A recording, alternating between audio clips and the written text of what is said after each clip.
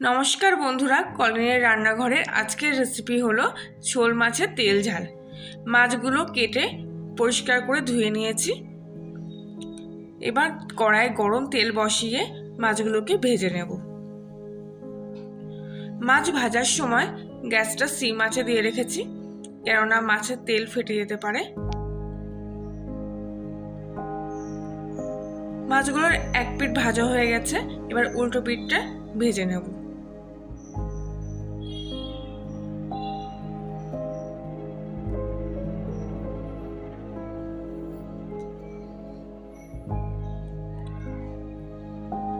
সম্পূর্ণ মাছগুলো আমার ভাজা হয়ে গেছে। এবার আমি ওই কড়াইতেই একটা গোটা শুকনো লঙ্কা ফোড়ন দিয়েছিলাম। লঙ্কাগুলো একটু তেলে নাড়াচাড়া করে তাতে আমি 4টে বড় সাইজের পেঁয়াজ কুচিয়ে নিয়েছি আর 2টো কাঁচা লঙ্কা কুচিয়ে নিয়েছি। সেগুলো কড়ার মধ্যে দিয়ে ভালো করে নাড়াচাড়া করে নেব। পেঁয়াজ ভাজার সময় সামান্য একটু লবণ দিয়ে ভাজলে পেঁয়াজের গায়ের থেকে জলটা বেরিয়ে যাবে, তার ফলে তাড়াতাড়ি পেঁয়াজটা ভাজা হয়ে যাবে। এইবার আমি পেঁয়াজটাকে একটু ঢাকা দিয়ে দিয়ে ভেজে নেব। পেঁয়াজটা আমার মোটামুটি ভাজা হয়ে গেছে। তাতে আমি 1 চামচি রসুন বাটা, 1 চামচি আদা বাটা দিয়ে পেঁয়াজটাকে ভালো করে নাড়িয়ে চাড়িয়ে নেব।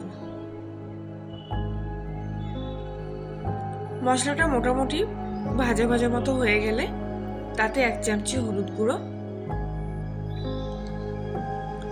1 চামচি লঙ্কার গুঁড়ো, 2 চামচ মতো বড় চামচের ধনিয়া গুঁড়ো, 1.5 চামচি মতো জিরের গুঁড়ো,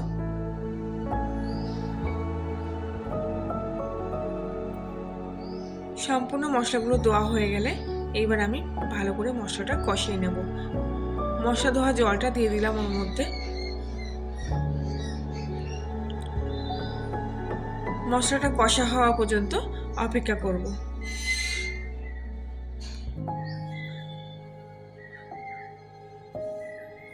সামান্য একটু লবণ দিয়ে দিচ্ছি আর স্বাদ মতো চিনি দিয়ে দিচ্ছি রান্নায় ব্যালেন্স আনার জন্য।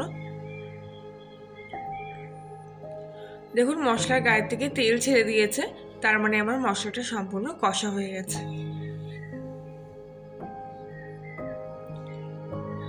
কিছু আলু আমি কেটে রেখেছিলাম, সেগুলো আমি কষা মশলার মধ্যে দিয়ে দিচ্ছি, ভালো করে নাড়িয়ে চাড়িয়ে নিচ্ছি। মশলার সঙ্গে আলুগুলো কষা হয়ে গেলে কিছুক্ষণের জন্য অপেক্ষা করব।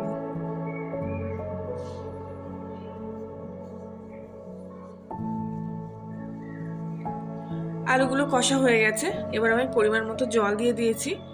ঝোলটা ফুটে গেলে পরে এখানে আমি ভাজা মাছগুলো মশলা রান্নার মধ্যে দিয়ে দিচ্ছি। ভালো করে মাছগুলো নাড়িয়ে চাড়িয়ে ঝোলের মধ্যে ডুবিয়ে দেবো। গ্যাসের ফ্লেমটা হাইতে দিয়ে 10 মিনিট ভালো করে ফুটিয়ে নেব।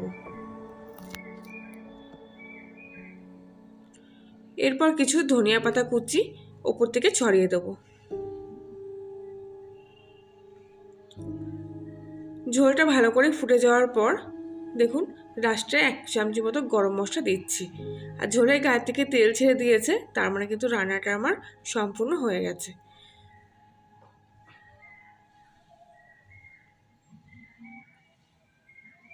ঝোলটা অনেকটা কমে এসছে, মাছটাও একদম কষা কষা মতো হয়ে গেছে।